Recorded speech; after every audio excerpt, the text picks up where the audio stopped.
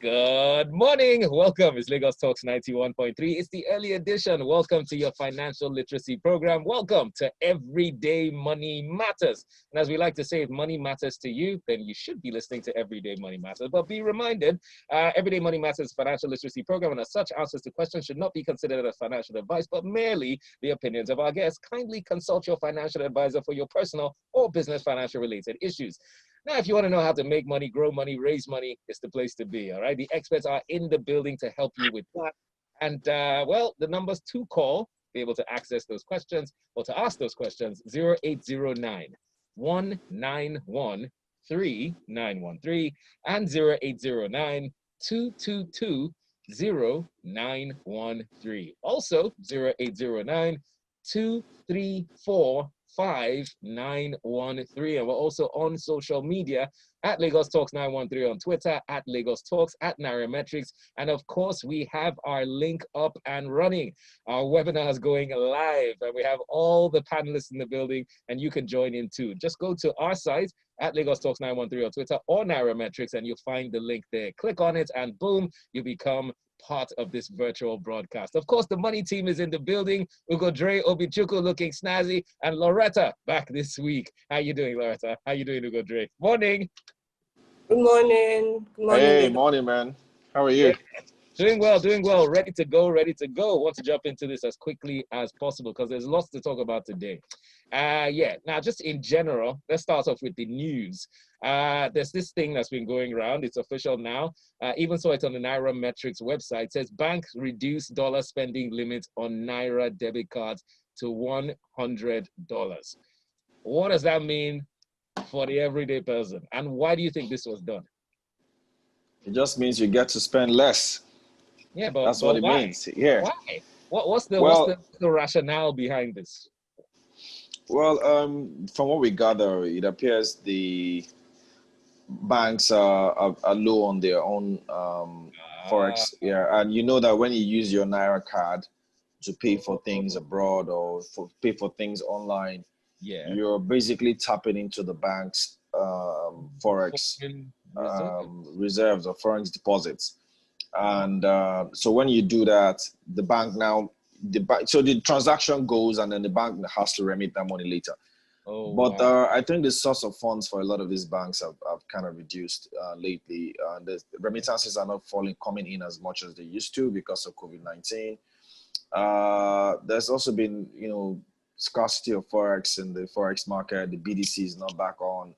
The NAFEX market turnover, that's typically not where you have a lot of all this forex for banks to use. But nevertheless, NAFEX market is still not, turnover is still a bit subdued. So that's really the challenge. And so some banks, and you've been seeing these emails from banks. Some have got, some are actually on $200, some $50, and this is a month. So think about your subscriptions, like if you do Netflix subscriptions and things like that, that you use your card for. So they are telling you have to limit some of those things, some of the things that you pay for on a monthly basis. So that is the interesting thing is that one of the messages that some of us got as well is that you can, even though you can't use, you have that spending limit of $100 for I think MasterCard. They're also telling you that look, get a gold card or a premium card, and then it can give you a lot more access to forex. Okay. So that's you have to have a auxiliary account, get something like that. I don't know, but I mean, it's kind of like a gold card or something that you can use. But I guess Sadiq, the best thing really at the end of the day is you want to have a domiciliary account if you have FX exposures. We've been saying that since on this show for years now. You have a domiciliary account, and then you can now ask for a debit card so that it's your dollars that you're spending. And then you don't have restrictions on spending your own dollars like you have when you spend Naira card. Yeah. So I think you seem a little flustered by this. Do you have Me? people that you're paying? Do you have booze that you're paying to I abroad don't or have, something? I have no money. I don't have up to $100 to pay for anything, so I have no Are problem. you're sure you Why? don't have booze on your payroll that you're taking care of something? No. The booze pay me. I don't pay them, they Uh, pay me. It's a service I'm okay. running on their behalf. How about that? All right. Anyways, I see. let's get into the questions. And don't forget, you can be a part of this live broadcast. We are online right now. Go to our respective pages at Lagos Talks 913 and Nairametrics. The link is there. Simply click on it and boom, you'll be with us live in the studio. Well, let's go to the questions that some people have asked. This says, hello, Ugodre. I want to start a business with the sum of 200,000 Naira to support my 9 to 5. What would you advise? Wow, that's such an open-ended question. Yeah, Jesus man. Christ. That's it, really. 200K. Well, so the first kind of business you want to start with 200K is a trading business where you buy and sell. Yeah, okay. It could be if you're in an office environment, so you're looking at maybe female shoes, female hair, dresses. Ladies like to buy a lot of this stuff. So if you have good quality things, they can buy from you. So 200K is enough. It's very good capital for you to start with. Yeah. So so you put in 200K, you're hoping that you make 250K, and then you can keep turning it over like that. You never know. So but be wary of credit, because it's not that easy. People will buy from you and tell you, I'll pay you later, and then they keep paying you in piecemeal, and then if you're not careful, you mix up your whole accounting and your inventory and stuff, and you're not really sure when you're making profits again or not. So that's usually the challenge. But nevertheless, you can still I'm going to that kind of business, especially if you have your 9 to 5. That's the point, really. If you have your 9 to 5, as a platform. And now there's social media, there's internet, so you don't even have to limit yourself to what's happening within your office, really. Exactly. So you can have it on Instagram, and all that. But you see, the thing is that you want to always start with your office, because then your market is around you, right? It's close to you, so it's not far from you, and everybody that's owing you. Exactly, and you can embarrass them easily with office. So with 200K in your office, I don't know. I think maybe that's what you want to start with. Except maybe Loretta, you got any other idea for this person? Yeah. Depends on what you like. If trading is not your thing and you start a trading business, you would probably fail. So I think you should start with your circle of competence. What do you know how to do? And then take it from there. That's my addition. Level of competence. I want to express that right now. But I do have an idea, though, because you're talking about Ugodre, about people owing money. I read somewhere that there's actually, and please, in Nigeria, if you want to start this business, maybe this is something you can do for 200K. There's actually a business that goes around embarrassing people who owe money. I think that's just brilliant. Yeah. So if you're owing someone money, you call them, they'll show up at that person's office and just play music in maybe one particular color. Either they call them the red guys or the blue guys. They go there and just play music outside your office all day. And now the thing is, everybody knows that when they show up, you are owing money. So, hey, it's a business idea. Maybe I shall start that. Yeah, it is. It is. I mean, after all, there are businesses today where if it's your birthday, they just come with music and they sing and with all sorts of stuff, and you're so shy and happy and excited. You should do the same thing. Come and sing for them. People did it. That'd be brilliant. Right, let's move on to the next question. It says, hi, money people. I'm interested in investing in Nigerian stock. Do you recommend I wait until the end of the year, or do I start investing now? Good. Yeah. Okay, so I'm assuming the reason you are trying to compare between starting now and starting by the end of the year is, things are bad now. Well, not so bad now. The economy is volatile. Things are not as they used to be. However, with the Nigerian stock market, what you are investing is you're investing in stocks in different industries. So in periods of economic downturns, there are certain industries that perform better, and then there are certain industries that are not performing better. So as opposed to looking at the NSC as a holistic whole, like, am I ready to start investing in the Nigerian market? What you should be particular about are the stocks you're investing in. So if you have a good opportunity in a stock right now, probably the price is low, it's a good time to buy. It has high growth rates, has good potential. Now is definitely a good time to buy. However, if you're buying a stock that is already overpriced right now it's not a good time to buy. So I think, we have the Stock Select newsletter to guide you on specific stocks that are doing better right now and the ones you can invest in. So I feel like you need to keep it locked and focus on finding the stocks that work right now. Yeah. Doesn't matter. Yeah, there's a question on here on the chat box right here on the webinar, and it's from Ugodre. It says, "Good morning, people. Given further easing of lockdown and the imminent resumption of international flights, foreign inflow is expected. Also, the CBN would resume FX sales to BDCs. Now, how will this impact on the current FX rates at the black market, and should FX holders sell or hold?" Very brilliant question, really. Yeah. Good question. It's something that I've often argued with people who believe that the FX is going to maybe devalue further towards the current black market rate.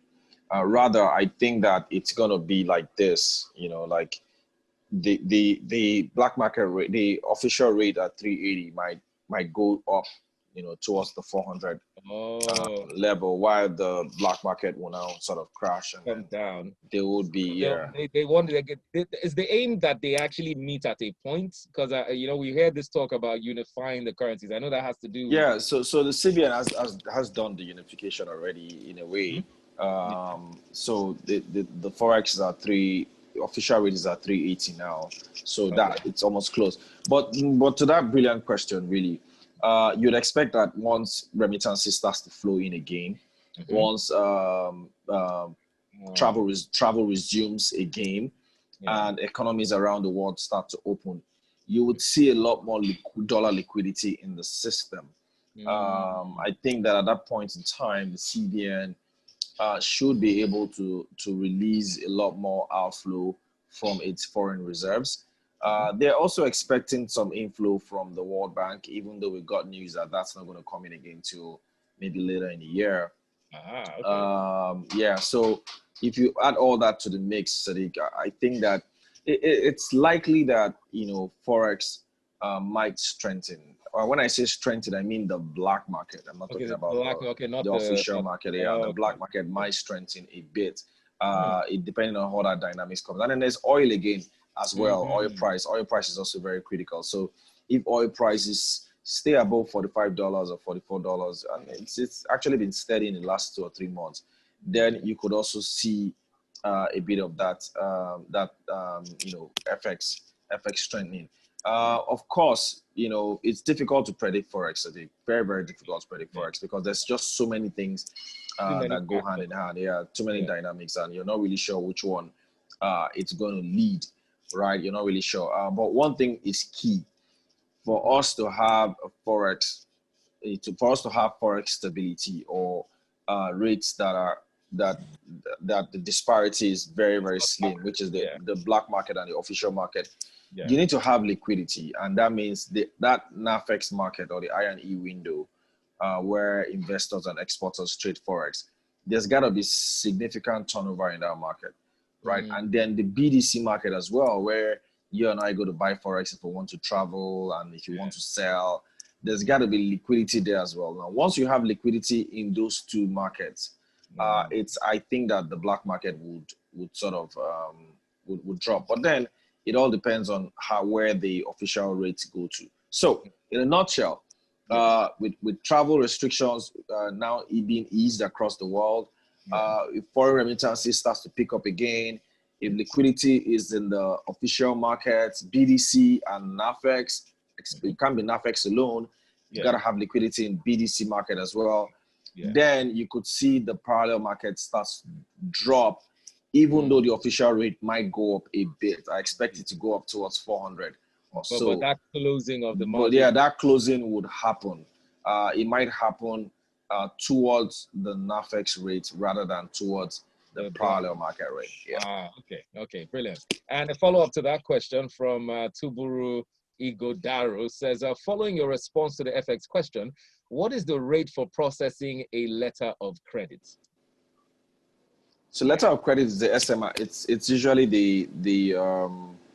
there's another window for it. I think it's the SMIS window, where people who import everyday items go to source forex items that are not within the 41 band list. And the exchange rate there is also, I think, about 381.5 or something like that. Okay. So the CBN also,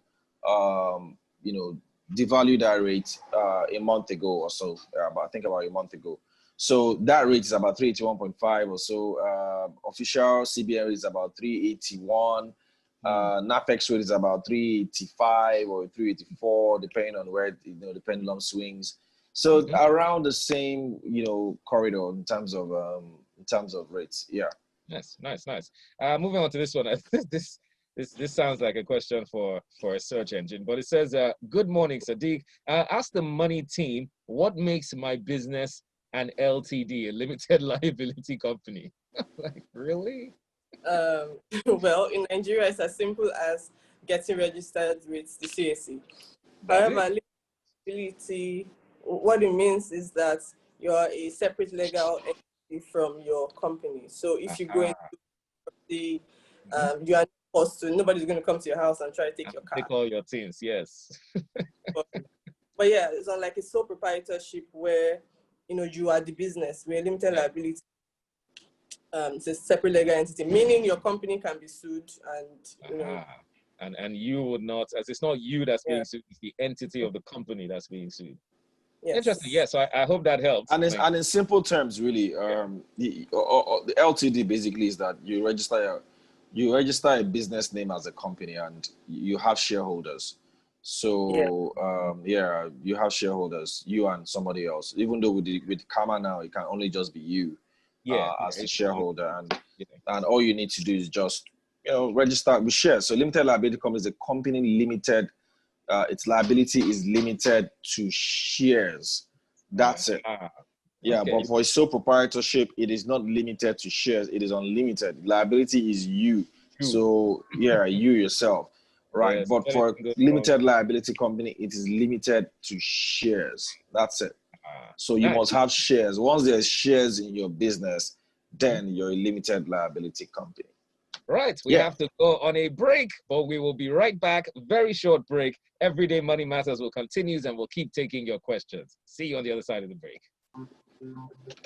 That's right. Welcome back to Everyday Money Matters, your financial literacy program. We have Ugodre and Loretta in the building, and we also have your questions. Don't forget, you can also call into the show. I know it's been a while, but you can. All right, 0809-191-3913. And you can also join us live on the internet. Yes, we're actually live. You could go to our pages at Lagos Talks 913 on Twitter and at Nairametrics. Find the link, join in, and just what's up to all the participants. I see you. Right, so back to the questions for the day. Right, now we kind of answered this already. It says, "Hello, Ugodre. The reduction of spending on bank debit cards, does it apply?" Well, no, actually. Does it apply to businesses? He's asking. Okay. It applies to everyone. That's what it said. Everyone. So $100 limit. Yeah. So $100 limit. It's not about individuals. $100 limit. So long as you have $100 limits, so long as they've given you $100 limit spend, then yes. But if you're a business, I want to expect that you should have a domiciliary account that you can use for your transactions. And then all these limitations wouldn't matter, just like you said earlier. Right, another question here. It says, "Hi, Money Team. I always hear of business securing funding. How do I go about getting investors for my cashew processing business?" Well, there's so many options. For starts, you can start with people close to you, your friends and family. You can start with angel investors. Okay. But for cashew processing, since it's in the agro space, there are a series of grants you can also apply for that would also be very convenient if you do get them. And then you can pitch. You can pitch to incubators. There's so many options, really. There's so many options. Just find what works best based on your projected interest rates, your growth rates, and all of that. And do not try to bite more than you can chew. Yes, please. Or else Yeah, you'll and then there are several grants as well. There are several grants. There's Bank of Industry. They give out grants a lot. Lagos State LSETF, I think. They give yes. out grants as well that they can use. So there are multiple sources of funding for SMEs. I think that you just really need to be very attentive to these various outlets, and then make sure that you have the right what's it called, the right accounting structure in your organization. So you must have good financial statements. You must be clear what you want to use the loan for, so that, because that's what they're going to evaluate. If you don't have a very good business plan, then it's going to be very difficult to get that loan. But if you have a very good business plan that shows your path to making money and how you pay back that loan, then most likely they would give you something. So your history is very important. How you've spent money, what you've done, then how you're planning to make money as well, and then it'll be much easier to get that. Right, let's move on quickly to another one. So, this is funny. It says, hi, Ugodre. Hi, Loretta. Will treasury bills and mutual funds ever hit the interest rates they were performing at before 2020? Looking for secure investments. Yeah, so do you see that happening at least close, maybe in the next 20 years? Well, it depends. I don't see that happening anytime soon. But you know what? You never know. Sometimes it depends on how this forex situation goes. If things remain difficult and tight towards the end of the year and next year, then you might see the CBN start to raise interest rates again, so that they can attract forex inflow. They did this between 2018 and 2019. And they were successful at it, even though it was at a huge cost to the economy. Something as well, inflation rate is going up too. So with the inflation rate at 12.5 or so percent, even though people attribute that to food inflation and not really core inflation, with inflation rate at 12.5% and savings deposit rate at 3%, there's a huge disconnect.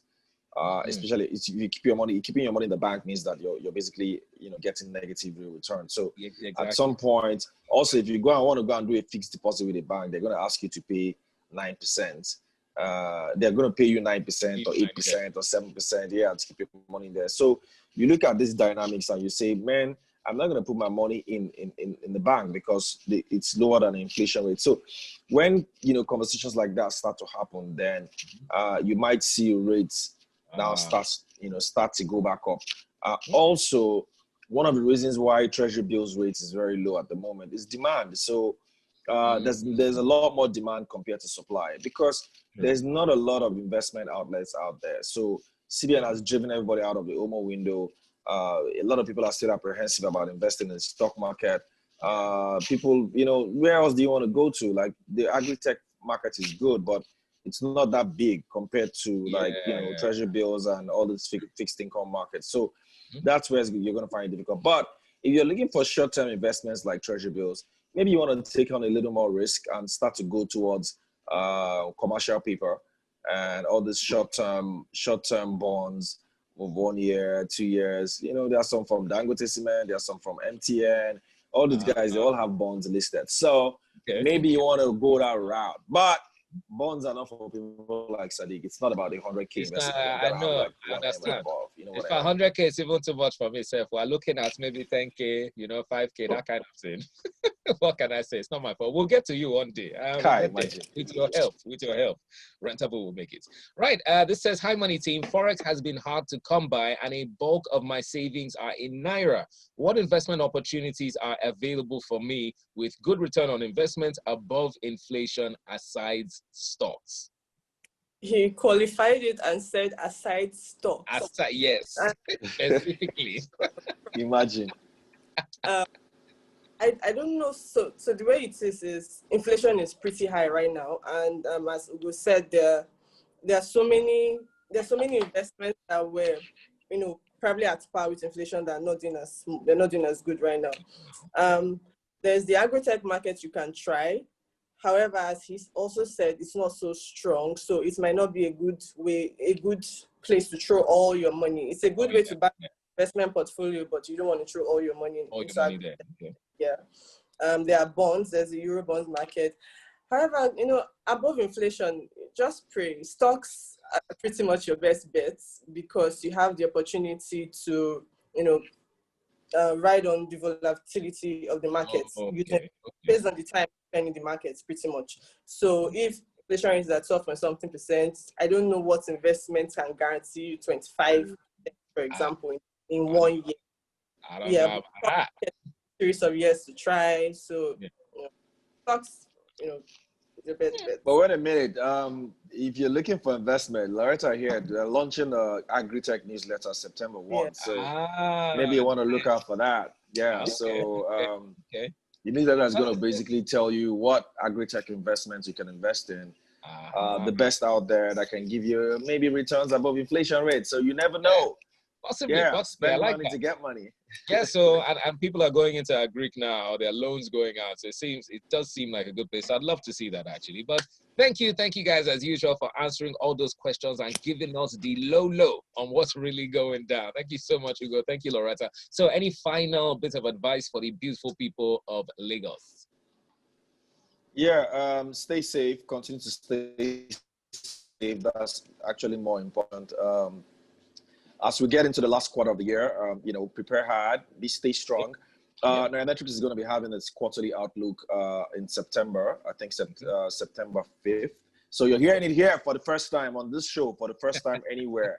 It's going to be happening. And that you don't want to miss that session because we're going to be looking at the economy towards the end of the year and early next year, because a lot of us have written up this year already, so we're already looking towards next year. 2020 has been cancelled. What are we going to be planning and how are we going to sit up and prepare ourselves so that we earn next year? So that's our show for this week, Sadiq.